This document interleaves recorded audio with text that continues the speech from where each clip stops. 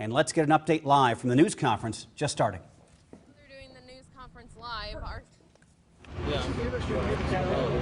right. Yes, my name is Mike, M-I-K-E, Unger, U-N-G-E-R. I'm the Stanton County, Nebraska Sheriff.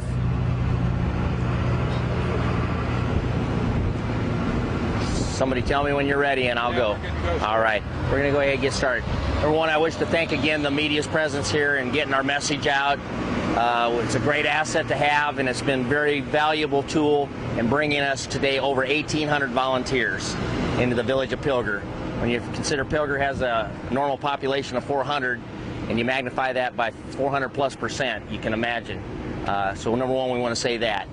Two, as far as media tomorrow we will be running hours of 0700 to 1900, or for those in lay terms, 7 a.m. to 7 p.m. We'll be allowing Pilger residents and their helpers as well as volunteers in at that time.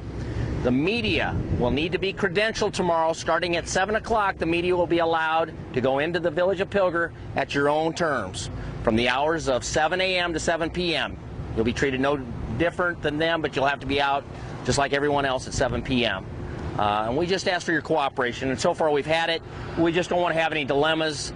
Like I said, if there's an issue with someone or something, please correct it, work with everybody, treat these people. Remember, these are their homes, or what's left of them.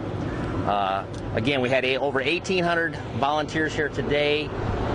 I have a feeling we're going to probably have that same number, if not more, tomorrow, by the sounds we're getting.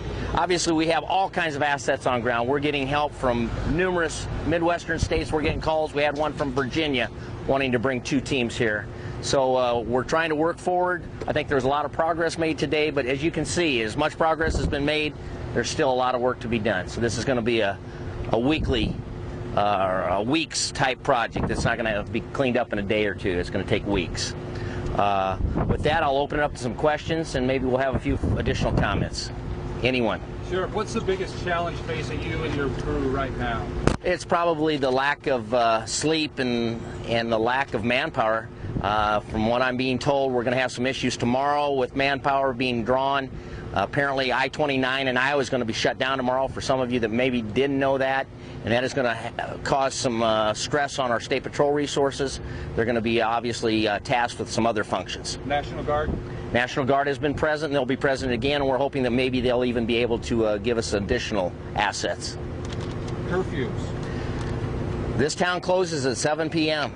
and we're going to move everybody out just like we have, and we'll be strictly enforced security with augmentation from the National Guard.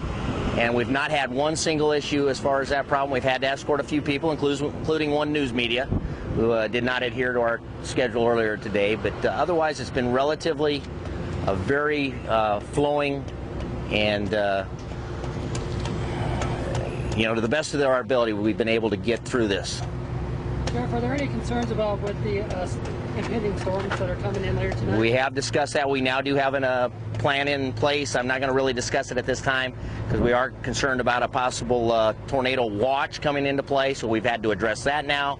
We are going to have a plan in place, and it's probably not a positive one. All I'm going to say is it would probably have a negative impact on the cleanup project. Have you been able to make progress? Is there any power that's been restored or anything inside the community, or is it just strictly cleanup? As far as I know at this time, there is no power back on. They are working. I have seen Stanton County Public Powers in Pilger now, where they had been working the fringes of the town yesterday, but it's still going to be probably a couple days before we have power. Are there any numbers at all on the numbers of structures that were, demolished, homes, buildings? Have you been able to quantify anything? You know, I'm trying to quantify with the numbers I've been using since day one, and I'm probably not accurate, but I'm saying 75 to 80% are damaged or destroyed.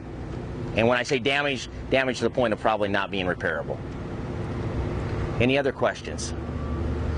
Well, I'd just like to again thank everyone. We've had a great outpouring.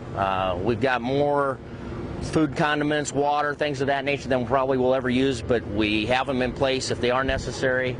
The outpouring has been great.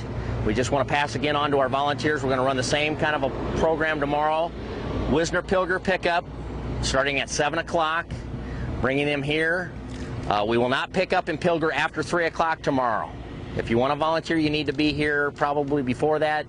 And the reason being is simply put, to transport you over here for just a few hours is not conducive to a positive outcome.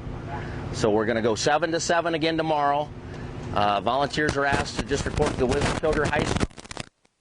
And then what we're doing now, we're busing them out. If you look down the road, the bus. All right, we're going to wrap up the press conference with Sheriff Mike Unger up in Stanton County. He's been pretty much in charge since the 2 tornadoes rolled through on Monday. The cliff notes are these. Nearly 2,000 volunteers are there from 7 a.m. to 7 p.m. tomorrow. Residents will be able to allowed to go back and assess what is left of their property. He believes 80% of the buildings in Pilger not rebuildable at all. He says a lot of work to be done. He says they're dealing with a lack of sleep and manpower out there moving forward. So obviously volunteers are needed out there. All right.